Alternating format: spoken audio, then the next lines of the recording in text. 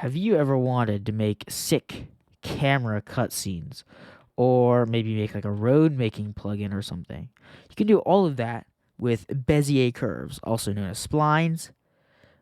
And in this video, I'll show you how to make a reusable module to create these curves and how to use them in a real life scenario like with this cutscene. So, like the video if you enjoy it. Subscribe to my channel for more content like this and potentially more Bezier curve videos. But without further ado, let's get started.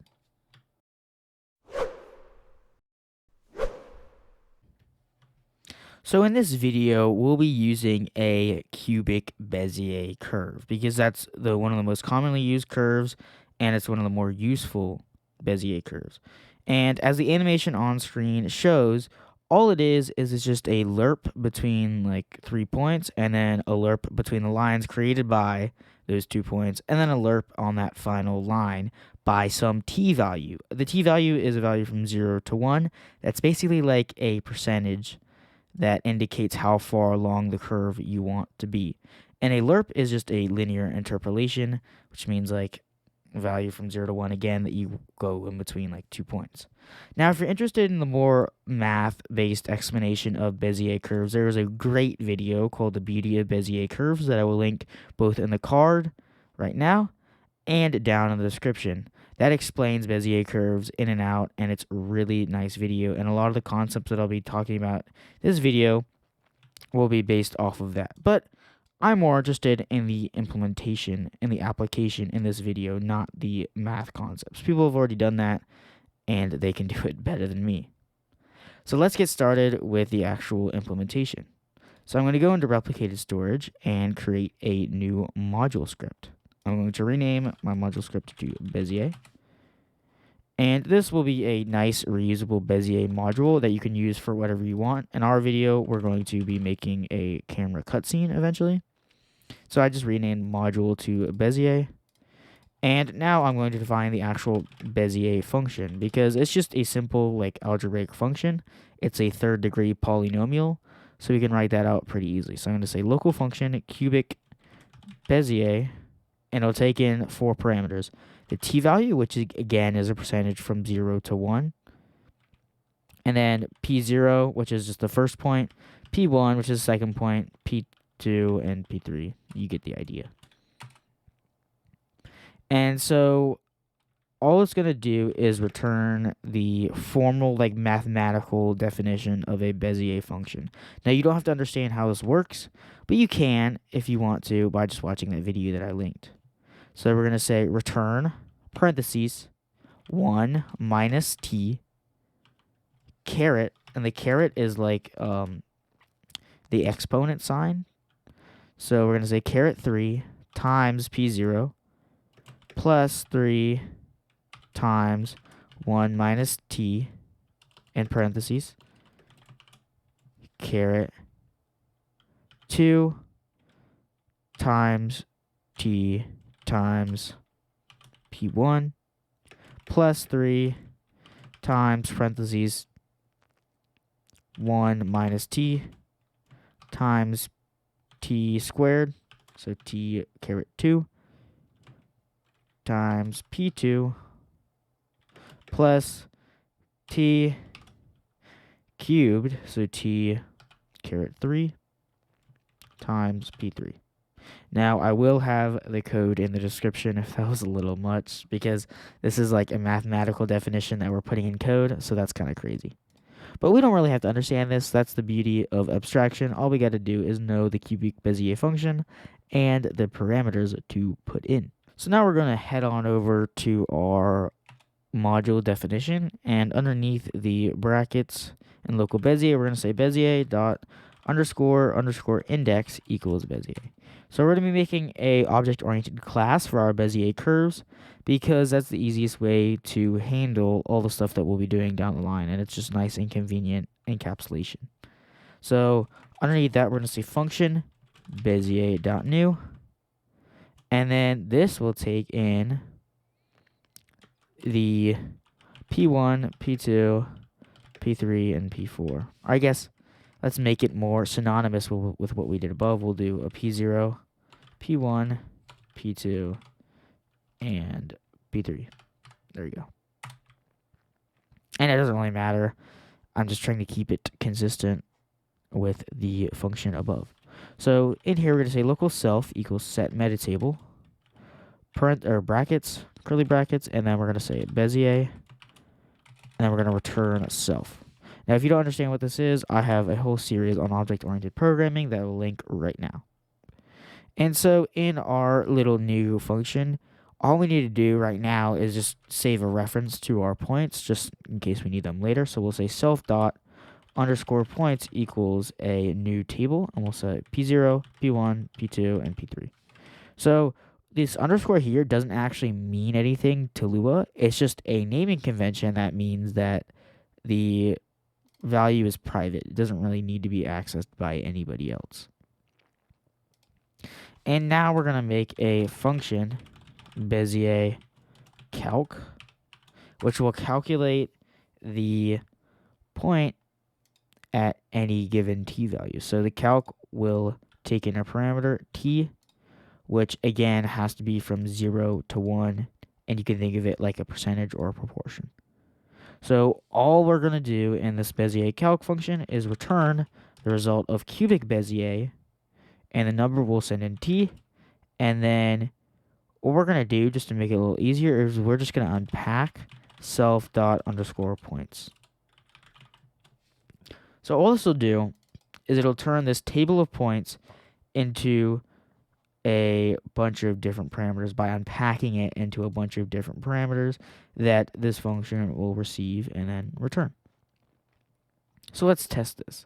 I'm going to go and do server script service and create a new script. And we're going to require the Bezier, saying local Bezier equals require game get service replicated storage dot Bezier. Then we're going to define our curve by saying local curve equals Bezier.new.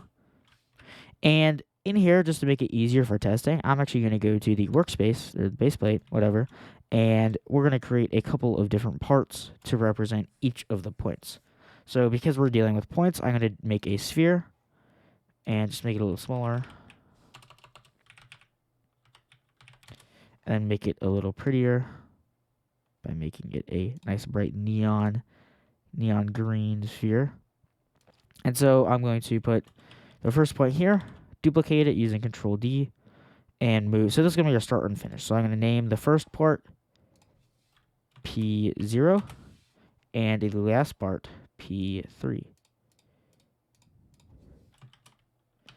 And then in between that, I'm going to duplicate this twice. We're going to have these two parts in between, which I'm going to actually recolor.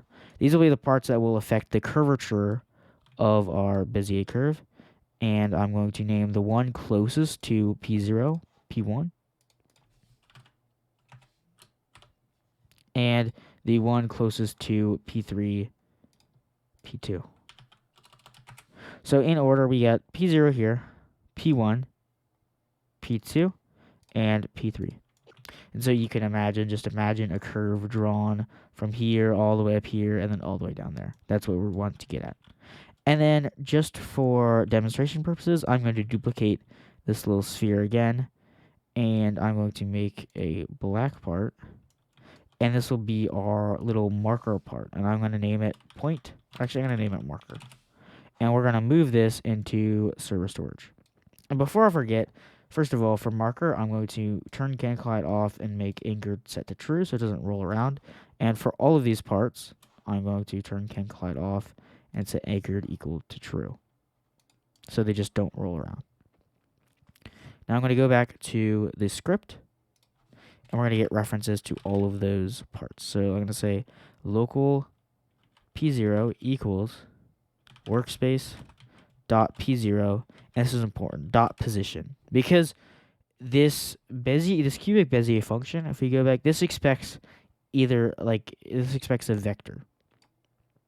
So either a 2D vector or 3D vector. In our case, we'll deal with 3D vectors, but the math is exactly the same.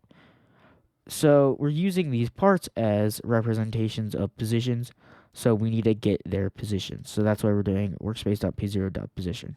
Now this means that you won't be able to change the like curve during runtime, but you could obviously implement that if you want, but that's beyond the scope of this video. So I'm just gonna Control C, Control V a couple of times to get all of the points. Now there's probably a better way to do this with this module, but this is just for learning, so we're gonna leave it.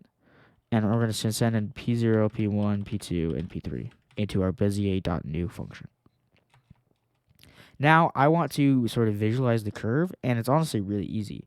So I'm going to create a for loop and say for I equals, actually, let's just make it better by saying t equals 0, 1, and then a step of 0.01. So this will run 100 times in between 0 and 1 because each time it'll increment by only 0.01. And then inside our for loop, we're going to create like a new marker part. But first we need to get a reference to our marker. So underneath all of the P's, I'm going to say local marker template equals, or marker temp equals game get service server storage dot marker. And then inside our for loop, I'm going to say local marker equals marker temp clone. We're going to set marker dot position equal to curve calculate. So we're going to calculate the point of our Bezier curve at position t. And then we're going to say marker dot parent equals workspace. So we run this loop 100 times, making a new point for each t value. And we get the position of the Bezier curve at that given t value and just move the marker there. One thing I forgot to do, I don't know if you noticed, but I forgot to change the actual references to the points in our definitions up here. So you have P0 and then you have workspace.p1, workspace.p2, and workspace.p3. That would mess up a lot of things if I didn't change those, so just keep that in mind. So now if we were to run it, you can see our curve is drawn. Right now it looks kind of like a sad face, but you can change it up to whatever you want. So if I, for example, move the start down here and then move this point down here, you'll get like another, you get a cool like little wavy curve here. So that's pretty cool. But one issue with Bezier curves out of the box is that the points are not uniformly distributed. So let me change the step value here, the t value from 0.01 to just 0.1. And then we're going to draw a new curve by making, or actually we're going to make like a little loop sort of thing, or like an S. So we're going to move this like over here. You might be able to see this. So you see how they're bunched more closely down here? And how, like, in the middle, they're more spread out. And you can make this even more accentuated if you want to, by, like, moving it around or whatever. So if I move this, like, even further, move this, like, back here. Yeah. This is where you can see it. So, like, it curves up initially. You see how close these two are? And these are more spread out. And so if you're dealing with animation, or really when you're dealing with anything with these curves, you don't really want that. You want everything to be uniform. That's why we're going to have to write some extra code to do that for us. So the way we're going to do that is using a lookup table.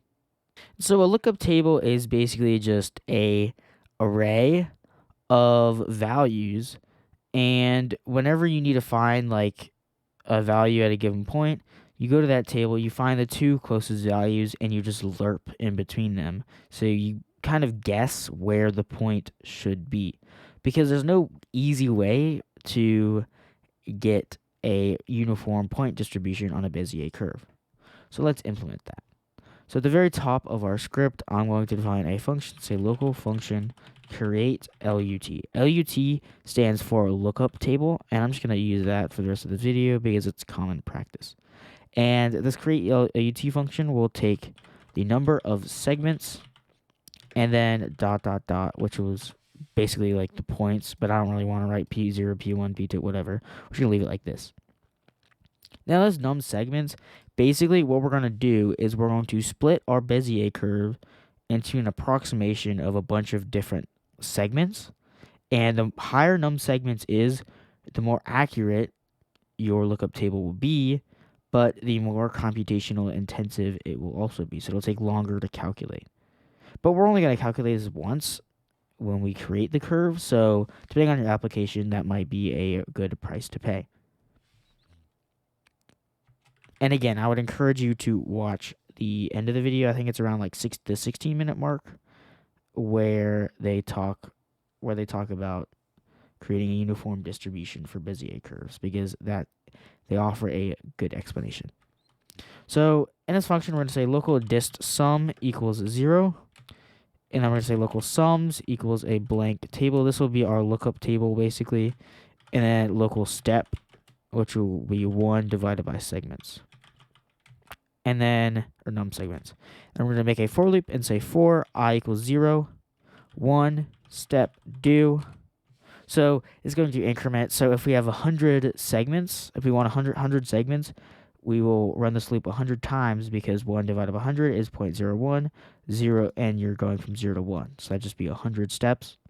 So in each step, we're going to calculate a point. So we're going to say, I'm just going to say local first point equals cubic Bezier, and for the t value, we're going to send in I, and then for the points, we're just going to send in the ellipses, the extra arguments, and then I'm going to say local second point equals cubic Bezier, and then we're going to send in I plus 1, actually, or I plus step, I should say, and then dot dot dot.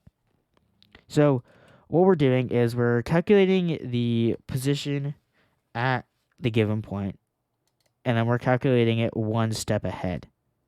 And so this will give us our segment, which is like the difference between the 2 points. And we can find the distance between the 2 points by just saying local dist equals first point, actually second point, minus first point dot magnitude. Since we're dealing with vectors, we need the magnitude, which is just the length of the vector. So we get the difference between the two vectors, which is like the line segment length between them. And then all we do is we do table dot insert sums dist sum. So this will insert the distance here, and then all we do is we accumulate dist sum. So we say dist sum plus equals dist. So in the first iteration, we'll just add 0, because like the distance between the first two is like pretty low, whatever. And then each consecutive iteration, we add more to dist sum, which makes our lookup table bigger and bigger and just adds more distances. And then the total like approximate length of our Bezier curve will be the last value of our table in dist sum, since we just add it all up. And then all we're going to do is return sums.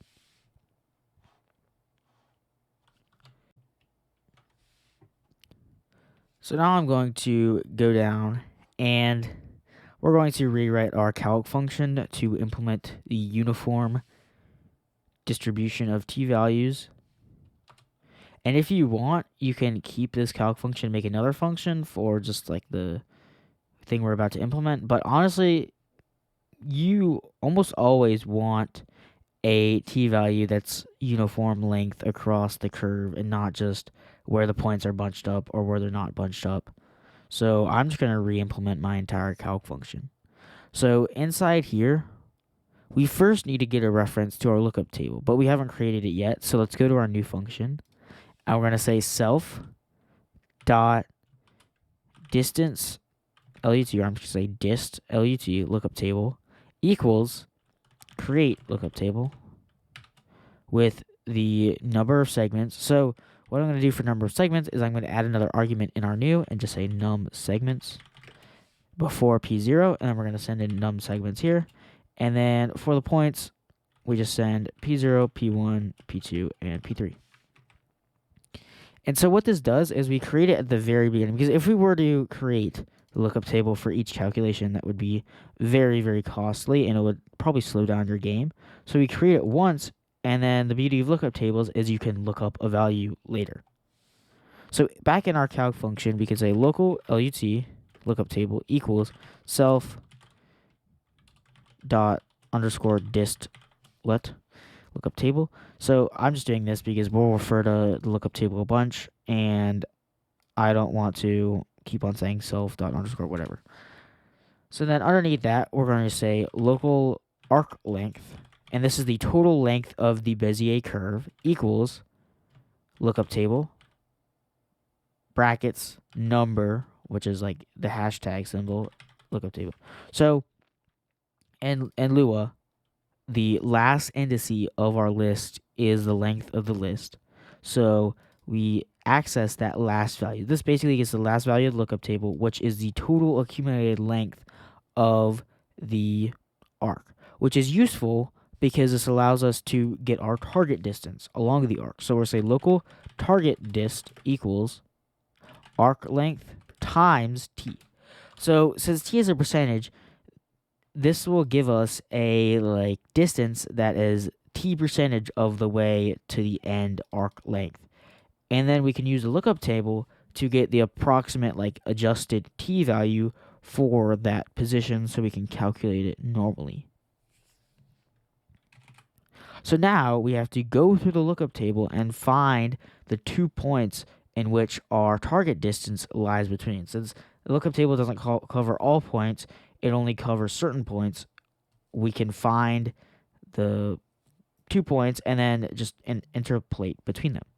So we'll say for I dist in I pairs LUT do,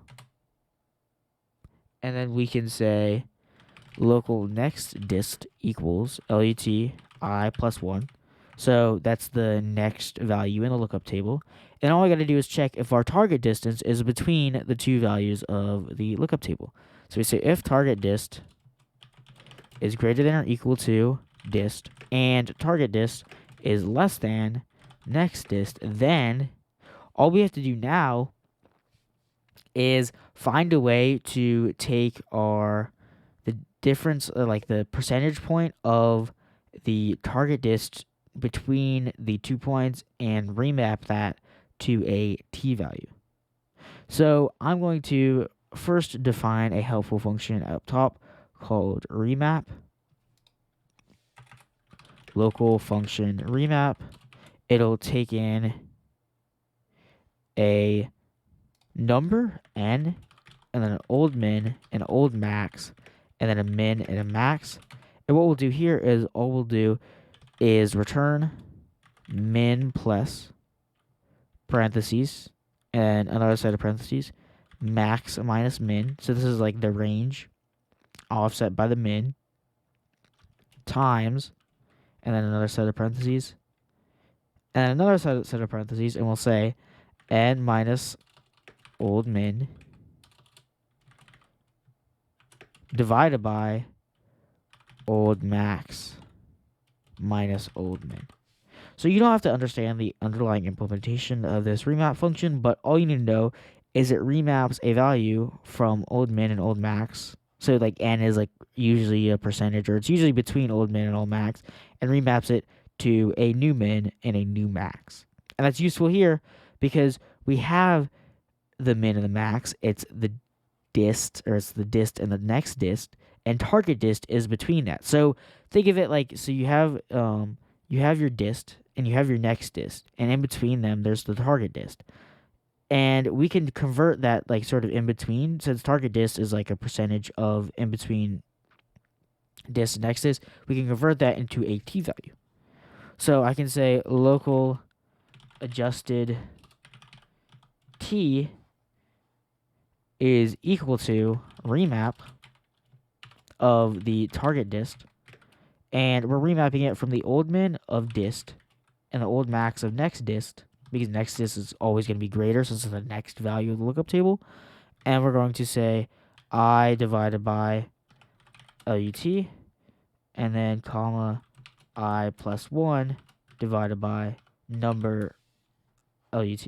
So what the I and the LUT, it looks kind of confusing. All it is the relative t value. So we have I, which is just like a normal integer, and we divide it by the number in the lookup table. So this turns this I from an integer into a percentage because it's the percentage you are in the lookup table. And then I plus 1 is the equivalent of like the next dist. But instead of the actual value, we're just turning it into another percentage. So if the lookup table is 10 values long and I is equal to 1, we get 0.1 and then we get 0.2. So you're mapping it from the actual like distances, concrete distances, to just the percentage points. And all we do underneath this is we return the cubic Bezier of the adjusted t and then the unpack self dot underscore points. So all we're doing here is just converting from points that may or may not be uniformly distributed to an adjusted t value that is calculated based off of a lookup table. So all we did is change the underlying implementation, so our other script should work perfectly fine. Let's try it out.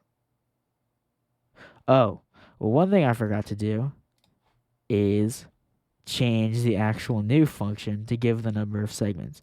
So I'm going to give it 10 segments for now, since we're only looping through it like 10 times to get all those points.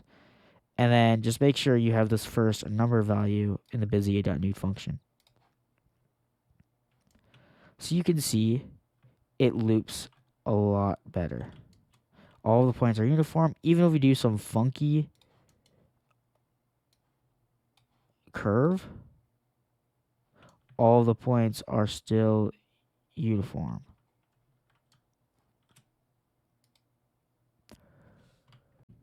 So in the example I just showed you, some of the points weren't exactly truly uniform. That's because our number segments was probably set a little too low. So set this value something like 100.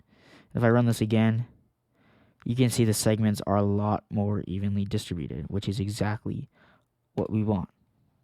So let's put it all together and let's actually make a little camera animation for using these curves. So first I'm going to disable the script up here because we don't want all these points in the way when we're playing with our curve. And I'm going to draw a quick little curve, and our focus and my little animation is going to be the spawn pad just because it's nice and convenient. So I'm going to put the finish point in the air a little bit. So we're going to start on the ground, and then I'm going to put this little curve like up here like this. And then I'm going to take the other point and just kind of move it around. So more like there. Looks about good. Maybe a little more this way. And actually, I changed my mind. I'm going to undisable the script and just visualize the curve, see what it looks like. Yep. Oh, that seems to look pretty good. So I'm going to disable the script just so we can't see those little dots anymore. I'm going to go into starter player scripts, and create a new local script. Inside this local script, I'm going to say local camera equals workspace.current camera. And then I'm going to wait like 3 seconds just so the players all spawned in and whatever. Because in a real game, you trigger this cutscene like whenever something happens, whatever. But for now, we're just going to do it immediately. So after 3 seconds, we're just going to make a simple for loop. And we're going to say for I equals 0, 1, 0.001. We're going to make it pretty fine. And then all we got to do is run the Bezier curve. So I'm actually going to go back to our other script, and I'm just going to copy the points because we can just reuse those. And then I'm going to go and copy the curve portion because we can reuse that too. And then we need the Bezier module, which is just in replicated storage. So I'm just going to go back, copy that too. You know, we're gonna copy and paste code, but whatever. So we have everything we need. We have our curve, we have the points that we need, and you can obviously change the number of segments to whatever you want. I'm just gonna leave it at 100. That should be good. And then now we're going to, inside of this for loop, first of all, put a task.wait. So I can use task.wait instead of normal wait here because task.wait waits 1 heartbeat when not given a value. So this is the equivalent of saying run service heartbeat wait. You could obviously put this inside of a run service like loop and accumulate that there. But for demonstration purposes, using a for loop is sufficient. So inside here, all we're going to do is say camera dot cframe equals cframe dot look at. So I'm going to make a cframe look at start at the position at curve calc I, and then look at workspace dot spawn location dot position. So we're going to put the camera wherever it is along the Bezier curve at that point in time, and then look at the spawn location. At its current state, this really won't work because above the for loop, we have to set the camera dot camera type equal to enum dot camera type dot scriptable, and then I'm just to be safe, I'm gonna set the camera dot camera subject equal to nil, so it stops looking at the player, and we can set it to whatever we want. So let's play this. So we're gonna wait a couple seconds. And then boom, we got ourselves a nice smooth cutscene, moving at the same speed throughout the animation. And it moves in a really, really nice curving pattern. And so you can do this wherever you want. And I'm pretty sure there's already some modules and like some plugins that help you with this, but it's good to understand the underlying principles behind Bezier curves and how you can use them. So some other ideas on how you can use these is you can make a paths system. So like you can make a bunch of fences that follow along a curve on the ground, or you can make like roads that are curvy and they just go around or whatever. And Bezier curves are also used in animation curves, so like the easing in between animations. I know other animation editors already have that implemented, and you can also use it for UI animations. That's probably a good use for them too. But they're honestly just generally very useful in game development. So that's about it for this video. I hope you enjoyed this little intro into Bezier curves. They're super useful in game development, and I really enjoy using them. If you want any more videos about this topic, make sure to comment down below. If you have any questions or suggestions, also comment down below. Like the video if you enjoyed it. Subscribe for more content like this. But other than that, I hope you have a nice day, and goodbye.